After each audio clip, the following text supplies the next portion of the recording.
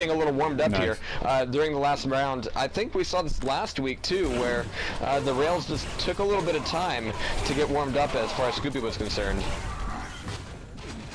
Yeah, that being said, though, we do see a little bit of back and forth. The Hang comes out on top, but he did lose his teammate, even though they picked up a frag. So 23-10, Q2 needing to get in on this next quad up in about 10 seconds. And to be quite honest, Q2 is not prepared for it. We already see railguns in the hands of red and blue. Oh, DFM that's critical. They just took the railgun away from DFM. Scooby picks up the quad. He's back up to 86 health, but it was kind of funny seeing that where Dang was the one guy pushing DFM out with what, plasma gun? That was it?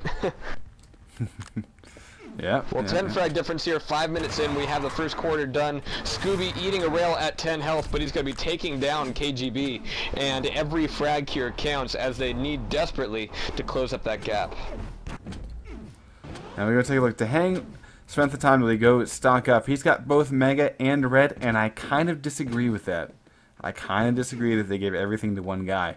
I would say maybe, you know, take the Red and tell the quad guy to end your run at the Mega health. Maybe go through the portal, because chances are that's where the guy went anyway to hide. So, we'll see. 23-14, still an extremely close game. And it looks like Dehang's absolutely. Now we see Dehang Dehang chasing out a little bit, almost eating a defensive rocket, backing off at the last possible second, and turning around just to see him there with rails at. But swooped goes right into Dehang's load of buckshot, and a little bit of revenge there. But now we're seeing 23-15. They are closing this up once again, and on this map you can see the fight for control is a little looser. I mean, the rooms are a bit bigger. We see less just spammy frags. And a little bit more focus on getting the area control and just kind of circumventing that. So you do see a double kill for Swooped and his opponent. The Hang is able to come up and steal the red armor out from under Swooped. And so with Mega up, or actually rather just taken, excuse me, I guess Swooped just spawned on it. You know, that might change the dynamic of this quad grab in 5 seconds. KGB pretty well stacked for it. Swooped throwing himself into the line of fire in order to secure that quad for KGB, and he gets it in an immediate frag. So this is exactly what Q2 does not want, which is KGB on the loose with the stack, with pretty much all the weapons except for a rocket launcher that he might want. He could use a shotgun as well, but railgun and plasma is yeah, it's gonna go back to the shotgun. Railgun and plasma, they can definitely work in a pinch, and there it is. That's exactly where you want to check to see where the opponent's hiding. And I'm really surprised KGB... Oh, what the hell. They're both caught out. They did not read that well at all. I was about to say, that was a one frag quad run until the last two at the last couple seconds. But you know what I saw going into that quad run? Scooby dropping rocket launcher for Dehang, and Dehang not picking it up, so that when they both went into that corridor, Dehang didn't really have a lot to fight with besides that plasma gun. Red will be taken by KGB. So, you know, the last couple minutes we have seen the bulk of the items going to the red team, and we have also seen their lead expand. And we're not seeing much out of Q2. They need to sort of rally, figure out what they want to do. Swooped falls and you know, kind of trips over himself and will lose a frag.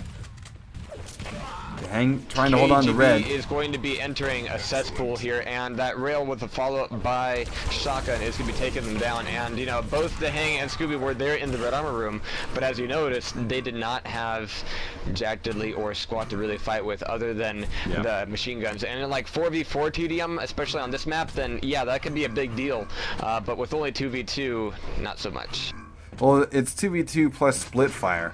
And KGB was able to get the really critical shot just before the red armor came up. Now, had that red armor been stolen and then the guy died, then it wouldn't have been as, you know, sort of a critical issue.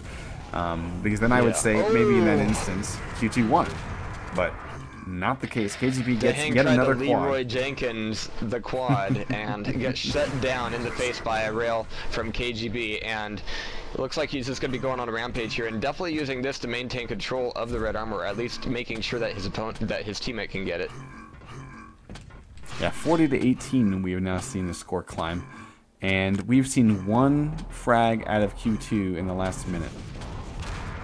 We've seen about 5 or so, or maybe more for DFM. So we're not even at the halfway point. Did you anticipate this kind of shutdown? I mean, I really expected this to be quite close, but it looks like DFM, their teamwork is impeccable at the moment. We haven't really been commenting on it for this map. Yeah, especially on this map with, you know, it's kind of wider open spaces, you know, that just means the rail is going to be taken more of into account. And while Scooby's rail has been warming up, it's been Swooped and KGB who have been pulling out the really, really crucial shots at the important times. Yeah, they're sitting at, you know, 40-ish, and KGB's a little bit higher, pretty solid. As we go and switch over to Q2, 19% for Dehang, and 19% for Scooby. Or no, excuse me, 56%. It took a second for that to update. 56% for Scooby. So yeah, we have seen a little bit of a turnaround there in that regard. However, oh, nice air rockets there from Scooby, but he's not finishing off his opponent. Now he's getting double teamed from the back, and he's got to move in, and he will not be able to survive against KGB. 46 to 19, and wow, I mean that has to be frustrating. Where, you know, you're in the red armor room, you're holding it down, and you just get stuffed. You're basically forced to go aggressive when you don't really want to. You don't have good position, and you know you have to kind of throw away your life. And now you've thrown away a chance at quad because of the timing of the push. I mean, again, that's something that really is incredible, and I can't imagine that it's by chance for DFM. Oh, oh, wow! You saw the plasma. Makes you and wonder. then he came through after. I am wondering right now. Oh wow, this is big hits for this quad run. Don't tase me, bro.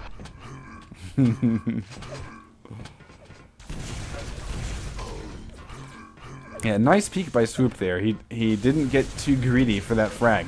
I mean, I'm loving the way that DFM's playing this. I mean, absolutely. Have they done anything? This being their map pick, you can see how they're really just kind of coordinating on this, and maybe, you know, this is a map where we don't get to see a lot of action from it, you know, during the league play or during QuakeNight play in particular. So maybe this was just an odd pick when it came to Dehang and Scooby's reaction to it. But with 55 to 19, and we have a little less than half of the match left to go, this isn't looking so good for Q2. No, it is not, and you know, I'm trying to remember what their record is. I know that Sir Dark can't join us because he's out in California on the crappy internet. Just a second. Maybe someone can give us some info on their record. Coming right up. Sweet. 60 to 19 for this current map. Last one wasn't much better. Right now, DFM and Q2 are both at 6 maps won, with only 1 map lost each, and that's a total of 3 wins for each. So this matchup tonight, right here, right now, is going to be changing things up a little bit. That'll put Q2 at 3-1 and DFM at 4-zip. Yeah, now, this is, I think, maybe the 4th quad in a row for DFM. Yeah. And the score definitely shows that they have been able to find their opponents pretty consistently. Look at KGB checking all the hiding spots. He might do a plasma climb out. He does in order to cover, and catches Dehang totally off guard and just blows him away. Wow. Are Dehang and Scooby playing without headphones tonight? It makes you wonder, because we have seen some very weird kind of delayed responses that, you know. Now I will say this, I know that Dehang just got home. He didn't have a chance to really warm up. And part of me was, I mean, I wish I'd been more vocal about this. I'm okay if the players have just arrived, if we just shoot the shit and warm up for a bit. I mean, I want to see the best possible frags that we can. So, you know, hopefully for future weeks, maybe we can let anyone who's just fresh into the game give it a few moments to warm up. But that being said, even if Dehang was totally on, I don't see Q2 able to disrupt this synergy between